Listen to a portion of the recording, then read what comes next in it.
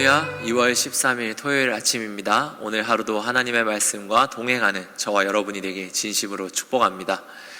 오늘 다 함께 나눌 말씀은 마태복음 13장 18절에서 30절까지의 말씀입니다. 마태복음 13장 18절에서 30절까지의 말씀.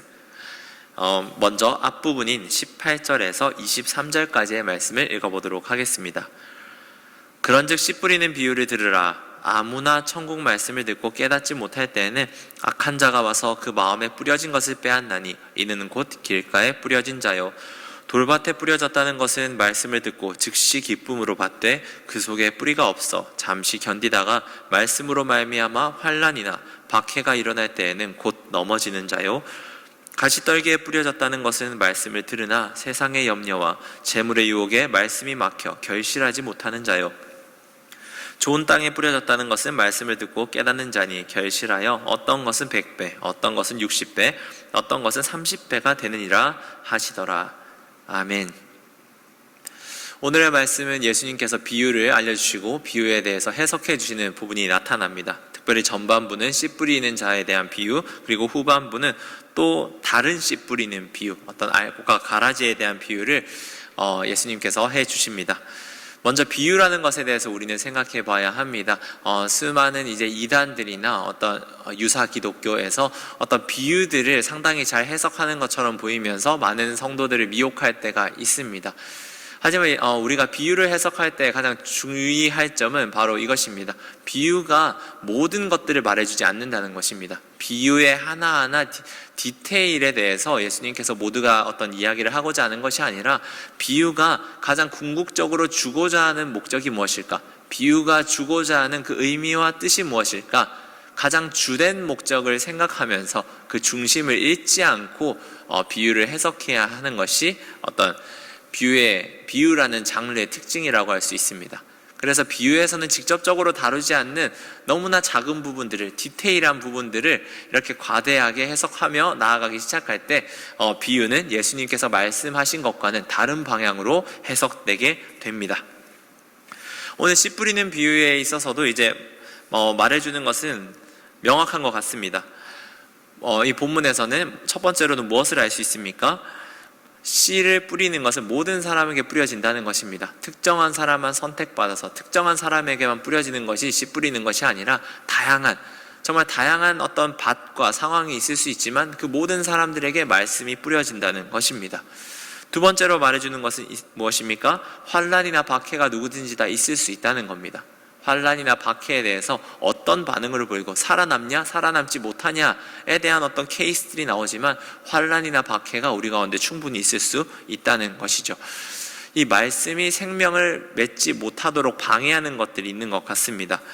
돌밭에 뿌려진 케이스에서는 어떤 것이 될 수 있을까요? 환난과 박해가 일어날 때 넘어진다고 하면 그 환난이나 박해로 인한 두려움, 걱정, 이것들이 말씀이 온전히 열매를 맺는 데 방해를 한다고 할 수도 있습니다.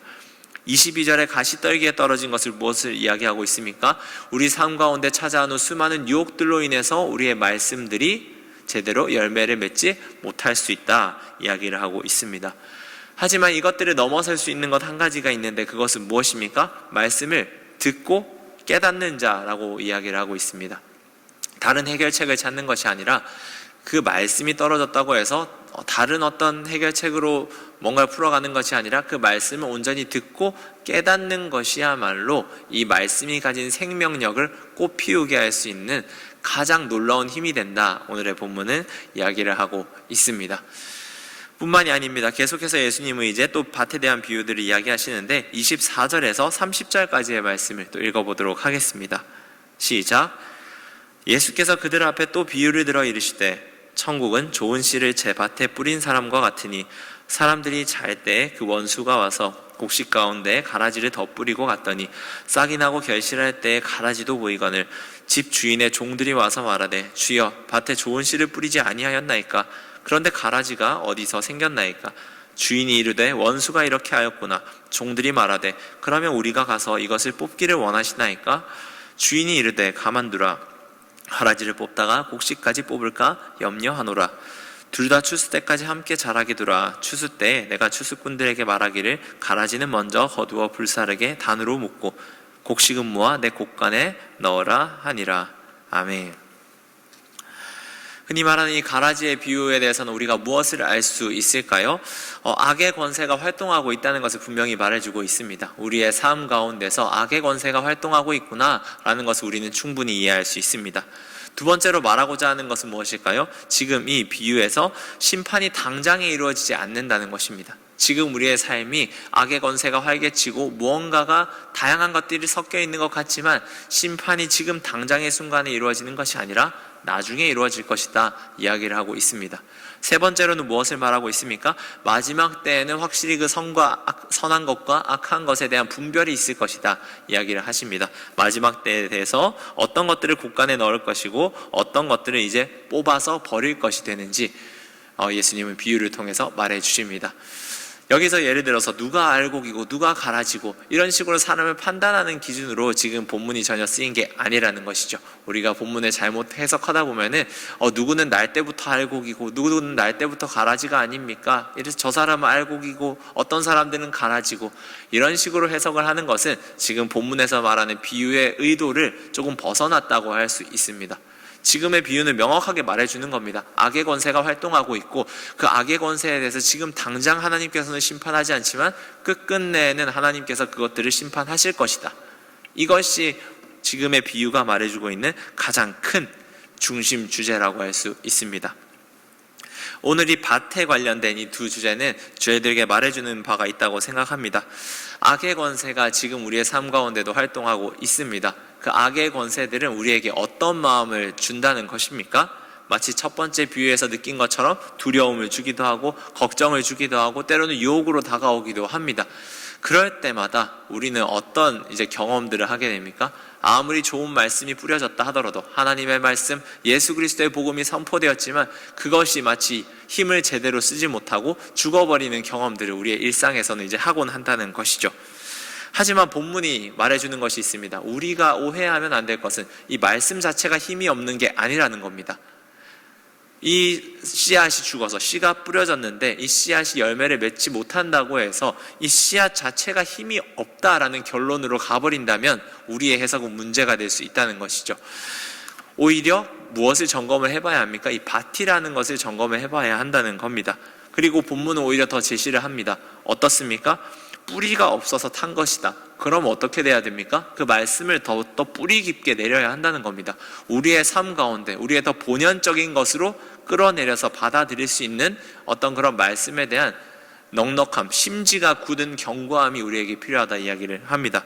어디 그뿐만입니까? 말씀을 듣고 온전히 깨닫고 받아들이는 것이야말로 이것들을 넘어설 수 있는 진정한 해결책이다. 오늘의 본문은 알려주고 있습니다. 두려움, 박해, 유혹들 이것들을 넘어설 수 있는 게 다른 무언가가 아니라는 것이죠. 더 큰 힘, 뭔가 유혹을 벗어날 수 있는 또 다른 더욱더 큰 유혹, 다른 어떤 물건을 가지고 오는 게 우리의 악한 마음을 해결해 줄 수 있는 게 아니라 말씀이 어떤 힘없어 보이는 것들을 해결할 수 있는 게 아니라 오히려 그 약하고 작아 보이는 이 씨앗을 더욱더 깊숙한 곳으로 받아들일 수 있다면 그 예수님의 말씀을 믿고 내 마음 더욱더 깊은 곳까지 내릴 수 있다면 그것이야말로 환난과 박해를 넘어서고 30배, 60배, 100배의 결실을 맺을 수 있는 놀라운 어떤 생명력이 있는 그 씨앗이 될 것이다. 하나님의 말씀이 될 것이다. 오늘의 본문은 알려주고 있습니다. 사랑하는 광장교회 성도 여러분, 오늘 하루 이 비유를 들으면서 어떻게 살아가길 원하십니까? 진정으로 하나님의 말씀, 예수 그리스도의 말씀이 우리의 삶 깊숙한 곳에 들어올 때, 우리의 삶에 정말 심지가 굳은 그 영역까지 들어올 때 얼마나 큰 생명력을 발휘할 수 있는지 경험할 수 있는 은혜가 있길 진심으로 축복합니다. 악의 권세가 활개치는 세상에서 우리의 수많은 말씀들을 듣는데 그 말씀이 정말 맥을 못 추는 것처럼 느낄 때가 많습니다. 교회도 많이 무너지는 것처럼 느낍니다. 하지만 말씀이 문제가 있어서 그런 게 아니라는 것이죠. 씨앗 자체에는 생명력이 있습니다. 그런데 무엇이 문제입니까? 우리에게 듣는 마음이 있는가? 실제로 그것을 깊숙이 받아들일 마음이 있는가? 묻고 있다는 것입니다. 말씀이 무너졌습니까? 죽었습니까? 그렇다면 더욱더 깊이 심어볼 수 있는 은혜가 있길 소망합니다. 그것들을 더욱더 깊이 오랜 시간 동안 단단히 그 말씀을 내 마음 속에 그리고 내 삶 속에 묻어갈 때 그것들이 나중에 시간이 지나고 점점 얼마나 아름다운 열매를 맺는지 삶 속에서 경험할 수 있는 저와 여러분이 되길 진심으로 축복합니다. 기도하겠습니다. 하나님 아버지, 비유를 통해서 여러 가지 말씀들을 알려주시니 감사합니다. 하나님의 말씀, 예수 그리스도의 말씀이 우리의 모든 사람 가운데 항상 뿌려집니다. 하지만 우리의 마음에 드는 유혹들, 근심들, 걱정들은 이 생명의 말씀을 참 싹이 피우지 못하게 가로막을 때가 있습니다. 하지만 주님, 이것은 말씀 자체의 생명력이 없어서가 아니었습니다. 우리가 말씀을 깊이 받아들이지 못하였기 때문입니다. 주님, 예수 그리스도의 말씀을 그리고 비유를 기억하게 하여 주옵소서. 말씀을 듣고 온전히 깨닫는 자가 복이 있나니 주님, 30배, 60배, 100배의 결실을 맺을 수 있다는 이 말씀을 기억하게 하여 주옵소서. 악의 권세가 활개치고 환난과 박해가 우리의 삶 가운데 찾아올 수 있지만 그것들을 넘어설 수 있는 가장 참된 방법은 하나님의 말씀을 더욱더 깊이 받아들이는 것, 더욱더 깊이 가슴에 품고 있는 것, 삶 가운데 품고 있는 것이야말로 온전한 생명력이 나타내는 우리의 삶이 될 수 있다는 걸 기억하고 오늘 하루를 살아가는 우리 성도님들 되게 하여 주옵소서. 이 모든 말씀 예수님의 이름으로 기도드립니다. 아멘.